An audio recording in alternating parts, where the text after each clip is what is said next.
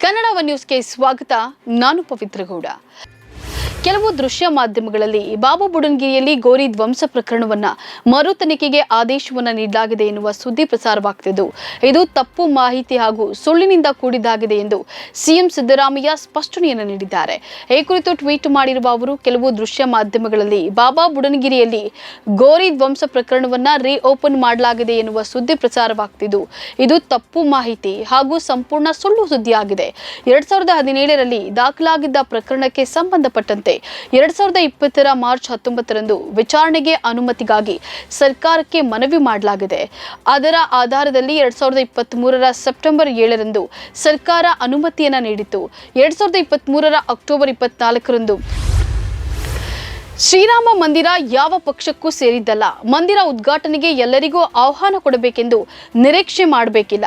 ಆದರೆ ಆಹ್ವಾನವಿಲ್ಲ ಎಂದು ಹೇಳುವ ಕಾಂಗ್ರೆಸ್ ನಾಯಕರು ಒಂದು ಕಾಲದಲ್ಲಿ ಶ್ರೀರಾಮ ಕಾಲ್ಪನಿಕ ವ್ಯಕ್ತಿ ಅಂತ ಹೇಳಿ ವಿಪಕ್ಷ ನಾಯಕ ಆರ್ ಅಶೋಕ್ ಹೇಳಿದ್ದಾರೆ. ಅಯೋಧ್ಯೆಯಲ್ಲಿ ಮಂದಿರ ನಿರ್ಮಾಣಕ್ಕಾಗಿ 500 ವರ್ಷಗಳಿಂದ ಹೋರಾಟ ನಡೆಯುತ್ತಿತ್ತು. ಆಗ ಬಿಜೆಪಿ ಇರಲಿಲ್ಲ. ಇದು ಎಲ್ಲ ರಾಮ ಭಕ್ತರಿಗೆ ಸೇರಿದೆ. ಸಿಎಂ ಸಿದ್ದರಾಮಯ್ಯ ಇತ್ತೀಚೆಗೆ ದೇವಸ್ಥಾನದ ಉದ್ಘಾಟನೆಗೆ ಹೋಗಿದ್ದು ಪೂಜೆ ಮಾಡಲು ಒಳಗೆ ಹೋಗಿಲ್ಲ. ಆದರೆ ಮಸೀದಿಗೆ ಕರೆದರೆ ಟೋಪಿ ಹಾಕಿಕೊಂಡು ಓಡುತ್ತಾರೆ ಎಂದು ಟೀಕಿಸಿದ್ದಾರೆ. ರಾಜ್ಯದಲ್ಲಿನ ಪರಿಶಿಷ್ಟ ಜಾತಿಯ ಅಲೆಮಾರಿ ಸಮುದಾಯದವರಿಗೆ 2 ಲಕ್ಷ ರೂಪಾಯಿಗಳವರೆಗೆ ಉದ್ಯಮಶೀಲತಾ ಸಾಲ ಸೌಲಭ್ಯವನ್ನ ರಾಜ್ಯ ಸರ್ಕಾರ ಕಲ್ಪಿಸಿದೆ ಎಂದು ಸಮಾಜ ಕಲ್ಯಾಣ ಇಲಾಖೆ ಸಚಿವ ಡಾಕ್ಟರ್ ಎಚ್.ಸಿ. ಮಹದೇವಪ್ಪ ತಿಳಿಸಿದ್ದಾರೆ. ಅಲೆಮಾರಿ ಸಮುದಾಯಗಳು ತಮ್ಮ ಬದುಕಿನಲ್ಲಿ ನಿರೀಕ್ಷಿತ ಸುಧಾರಣೆ ಕಾಣದೆ ಒಂದಿಲ್ಲೊಂದು ಕಾರಣಕ್ಕೆ ಅಭದ್ರತೆ ಮತ್ತು ಅನಿಶ್ಚಿತತೆ ಎದುರಿಸುತ್ತಿವೆ. ಅವರಿಗೆ ಗೌರವಾನ್ವಿತ ಬದುಕು ಕಲ್ಪಿಸುವ ನಿಟ್ಟಿನಲ್ಲಿ ರಾಜ್ಯ ಸರ್ಕಾರ ಈ ಕ್ರಮವನ್ನ ಕೈಗೊಂಡಿದೆ ಎಂದು ಹೇಳಿದ್ದಾರೆ. ಮಗುವನ್ನ ಸಾಕಲು ಸಾಧ್ಯವಾಗದೆ ಮಾರಾಟ ಮಾಡಲು ಯತ್ನಿಸಿದ ತಾಯಿ ಸೇರಿ 5ರನ್ನ ಬಂಧಿಸಲಾಗಿದೆ ಎಂದು ಜಿಲ್ಲಾ ಪೊಲೀಸ್ ವರಿಷ್ಠಾಧಿಕಾರಿ ಮೊಹಮ್ಮದ್ ಸುಜೀತ್ ತಿಳಿಸಿದರು. ಜನವರಿ 3ರಂದು ಮಕ್ಕಳ ರಕ್ಷಣಾಧಿಕಾರಿ ಕಾಂತರಾಜು ನೀಡಿರುವ ದೂರಿನ ಆಧಾರದಲ್ಲಿ ತನಿಖೆ ನಡೆಸಿದಾಗ ಮಗು ಸಾಗಣೆ ಮತ್ತು ಮಾರಾಟ ನಡೆದಿರುವ ಬಗ್ಗೆ ಸತ್ಯಾಂಶ ಹೊರಬಂದಿದೆ. ಆರೋಪಿಗಳಾದ ಸುಬ್ರಹ್ಮಣ್ಯ, ಶ್ರೀಕಾಂತ್ ಎಂಬುವರು ತಮ್ಮ ತೋಟದಲ್ಲಿ ಕೆಲಸ ಮಾಡುತ್ತಿದ್ದ ಗಿರಿಜಾ ಎಂಬುವರ ಮಗುವನ್ನ ಚಿಕ್ಕಮಗಳೂರು ಮೂಲದ ಮಹಿಳೆಯೊಬ್ಬರಿಗೆ ಮಾರಾಟ ಮಾಡಿದ್ದಾರೆ ಎಂಬುದನ್ನು ದೂರಿನಲ್ಲಿ ಉಲ್ಲೇಖಿಸಲಾಗಿದೆ. ಅದರ ಅನ್ವಯ ಈಗಾಗಲೇ ಆರೋಪಿಗಳನ್ನ ವಶಕ್ಕೆ ಪಡೆಯಲಾಗಿದೆ ಅಂತ ಹೇಳಿದ್ದಾರೆ. 2017ರಲ್ಲಿ ಹಿಂದುತ್ವ ಸಂಘಟನೆಗಳ ಕಾರ್ಯಕರ್ತರ ಮೇಲೆ ನಗರದ ಗ್ರಾಮಾಂತರ ಪೊಲೀಸ್ ಠಾಣೆಯಲ್ಲಿ ದಾಖಲಾಗಿದ್ದ ದತ್ತಪೀಠ ಆವರಣದ ಗೋರಿಗಳಿಗೆ ಹಾನಿ ಮಾಡಿದ ಪ್ರಕರಣದ ದೋಷಾರೋಪಣಾ ಪಟ್ಟಿಯನ್ನ 6 ವರ್ಷಗಳ ಬಳಿಕ ಪೊಲೀಸರು ನ್ಯಾಯಾಲಯಕ್ಕೆ ಸಲ್ಲಿಸಿದ್ದು, ಪ್ರಕರಣದ 14 ಮಂದಿ ಆರೋಪಿಗಳಿಗೆ ನ್ಯಾಯಾಲಯ ನೋಟಿಸ್ ಜಾರಿ ಮಾಡಿದೆ. ಆದರೆ 6 ವರ್ಷಗಳು ಕಳೆದ ಬಳಿಕ ಹಾಲಿ ರಾಜ್ಯ ಸರ್ಕಾರ ಪ್ರಕರಣದ ದೋಷಾರೋಪಣಾ ಪಟ್ಟಿಯನ್ನ ನ್ಯಾಯಾಲಯಕ್ಕೆ ಸಲ್ಲಿಸಲು ಅನುಮತಿ ನೀಡಿದ ಹಿನ್ನೆಲೆಯಲ್ಲಿ ಡಿಸೆಂಬರ್ 6ರಂದು ಈ ಪ್ರಕರಣದ ದೋಷಾರೋಪಣಾ ಪಟ್ಟಿಯನ್ನ ಪೊಲೀಸರು ನ್ಯಾಯಾಲಯಕ್ಕೆ ಸಲ್ಲಿಸಿದ್ದಾರೆ. ಹುಬ್ಬಳ್ಳಿಯಲ್ಲಿ ಶ್ರೀಕಾಂತ್ ಪೂಜಾರಿ ಬಂಧನ ವಿವಾದದ ಸ್ವರೂಪ ಪಡೆದುಕೊಂಡಿರುವ ಬೆನ್ನಲ್ಲೇ ದತ್ತಪೀಠದ ಹೋರಾಟಗಾರರ ವಿರುದ್ಧ ಹಳೆಯ ಪ್ರಕರಣಗಳಿಗೆ ಮರುಜೀವವನ್ನು ನೀಡಲಾಗುತ್ತಿದೆ ಎಂದು ಬಿಜೆಪಿ ಆರೋಪಿಸಿದೆ. 7 ವರ್ಷಗಳ ಹಳೆಯ ದತ್ತಪೀಠ ಪ್ರಕರಣವನ್ನ ಮರು ತನಿಖೆ ಮಾಡಿಸಿ ದತ್ತಾತ್ರೇಯ ಭಕ್ತರ ವಿರುದ್ಧವೂ ಕಾಂಗ್ರೆಸ್ ಷಡ್ಯಂತ್ರವನ್ನ ರೂಪಿಸಿದೆ ಎಂದು ಬಿಜೆಪಿ ರಾಜ್ಯ ಘಟಕದ ಅಧ್ಯಕ್ಷ ಬಿವೈ ವಿಜಯೇಂದ್ರ ದೂರಿದ್ದಾರೆ. ಎಕ್ಸ್ ಮೂಲಕ ಟ್ವೀಟ್ ಮಾಡಿರುವ ಅವರು, ದತ್ತಪೀಠದ ಹೋರಾಟಗಾರರನ್ನ ಬೆನ್ನು ಹತ್ತಲು ಪೊಲೀಸರಿಗೆ ಸೂಚಿಸಿದ್ದೀರಿ. ನೀವೆಷ್ಟು ಭಯ ಹುಟ್ಟಿಸಿದ್ರೂ ರಾಮ ಭಕ್ತರ ಅಯೋಧ್ಯ ಭೇಟಿಯ ಸಂಖ್ಯೆ ಕ್ಷೀಣಿಸಲು ಸಾಧ್ಯವಾಗದು. ಬದಲಿಗೆ ಅದು ವಿಸ್ತಾರಗೊಳ್ಳುತ್ತಲೇ ಇರುತ್ತದೆ ಅಂತ ಹೇಳಿದ್ದಾರೆ.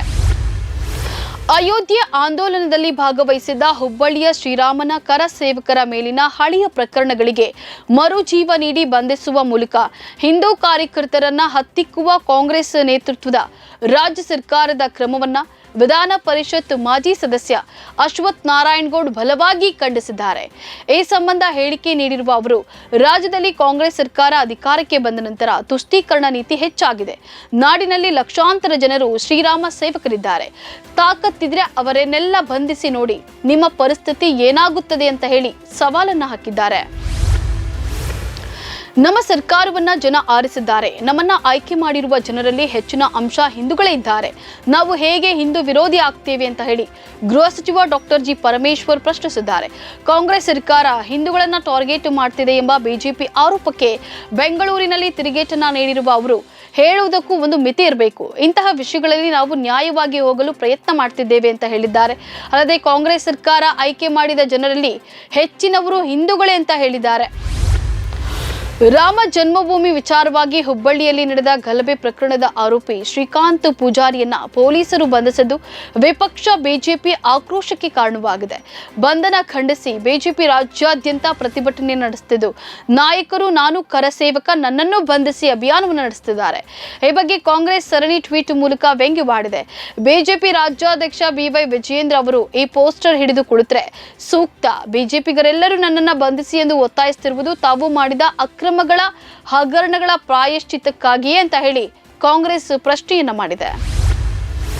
ಉತ್ತರ ಪ್ರದೇಶದ ಐತಿಹಾಸಿಕ ಬಾಬರಿ ಮಸೀದಿಯನ್ನ ಹಿಂದುತ್ವದ ಗುಂಪು ಧ್ವಂಸಗೊಳಿಸಿದ ಡಿಸೆಂಬರ್ 6ರ ದಿನವನ್ನ ಜನರಿಗೆ ನಿರಂತರವಾಗಿ ನೆನಪಿಸುವ ತನ್ನ ಬದ್ಧತೆಯನ್ನ ಹೈದರಾಬಾದ್ ಸಂಸದ ಅಸಾದುದ್ದೀನ್ ಓವೈಸಿ ಪುನರುಚ್ಚರಿಸಿದ್ದಾರೆ.